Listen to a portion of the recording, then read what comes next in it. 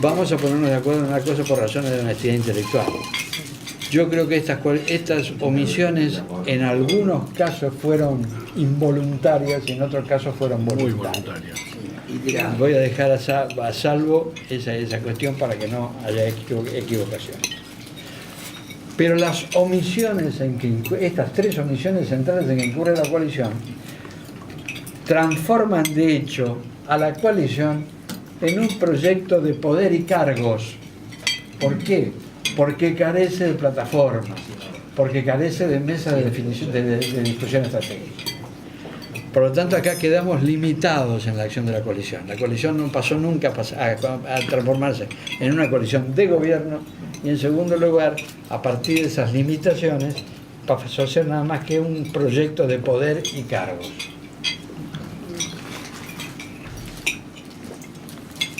¿Cómo funciona la realidad de esta coalición? La coalición funciona en consecuencia como fue descrita. Funciona como una coalición electoral que en algunas circunstancias se convierte en una coalición parlamentaria, pero nada más. Nunca avanzó a ser una coalición de gobierno. Y me parece que acá vale la pena señalar dos o tres características de esta coalición. En primer lugar, la gente del PRO, nuestros socios en la coalición, invocaron como razón básica de su valor político, una condición básica del valor político del PRO consistió en su capacidad de gestión. Lo que permanentemente sostienen los dirigentes del PRO es que tienen capacidad de gestión. Por favor, seamos serios. Y eso, por lo menos, debe ser puesto en duda por lo que estamos viendo permanentemente. La última decisión, por ejemplo, de poner a la sociedad frente a la posibilidad de tener que pagar un sobreprecio de 90 pesos durante 2 años, para después retroceder en ese campo, como en otros campos anteriormente, revela que si hablamos de capacidad de gestión estamos hablando de más bien una ilusión y no una realidad. Pero además, el funcionamiento de la coalición me obliga a mencionar lo que trato de caracterizar como paradojas que me parecen evidentes.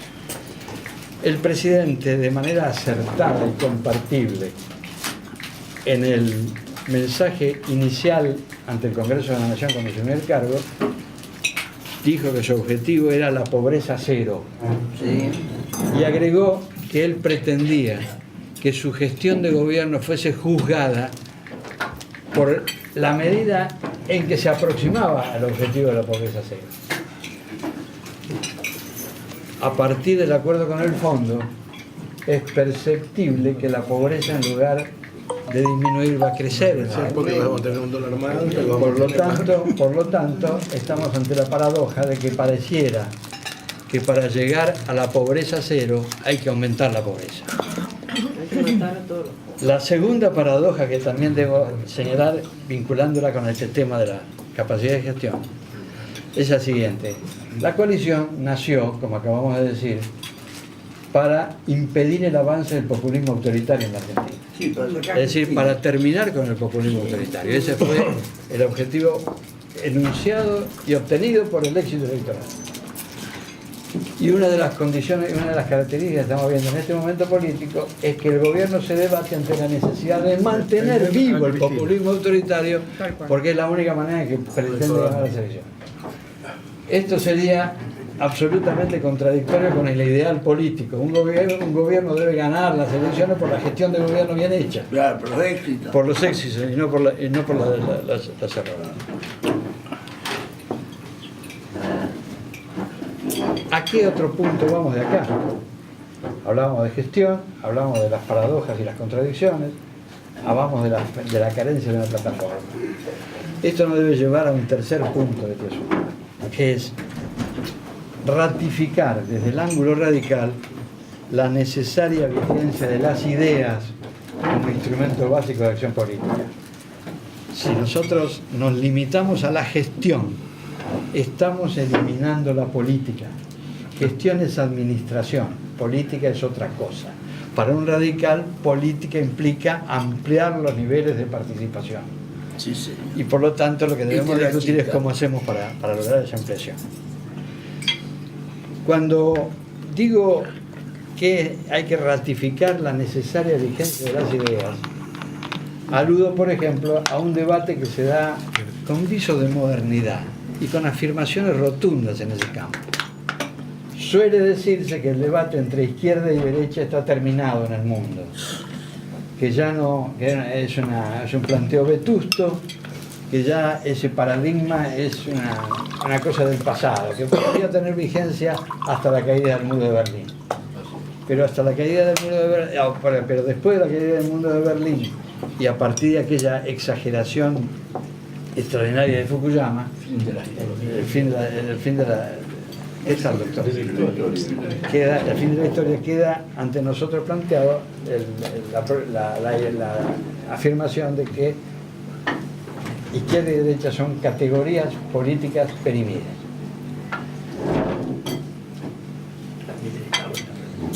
Pero cuando observamos la realidad del mundo, ¿qué encontramos?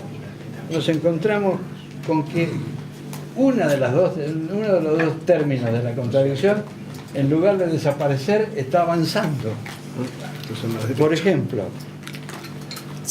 la derecha económica se está convirtiendo en el medio ambiente que tenemos que compartir. La globalización financiera es un avance de la derecha económica de manera notable. Hoy se dice que el 95% de las transacciones económicas son mera especulación, no representan economía real, no representan producción de bienes. Solo el 5% de las inversiones de dinero están respaldando producción de bienes. Por lo tanto, hay un fenomenal crecimiento de la derecha económica que lleva por esta vía a la concentración del ingreso en la Argentina, en los países periféricos, pero también en los países centrales. Y por el otro lado, en el campo estrictamente político, lo que estamos viviendo en el mundo de hoy es un sorprendente y velocísimo avance de la derecha tradicional. La derecha tradicional autoritaria, racista e excluyente. Fíjate Brasil. Por ejemplo, Trump en Estados Unidos. Por ejemplo, Salvini en Italia. Tremendo peligro de Salvini en Italia, porque es una derecha irracional, xenófoba y agresiva, que además basa su mensaje en la exclusión de los inmigrantes. Pero ahora lo tenemos en América Latina, con toda claridad. El señor Bolsonaro va a ser presidente de Brasil. Salvo una catástrofe electoral que no se puede producir, Bolsonaro va a ser presidente de Brasil. Y Bolsonaro es misógino, racista, homofóbico, es decir, reúne el conjunto de condiciones. Torturador. Y defensor del gobierno militar.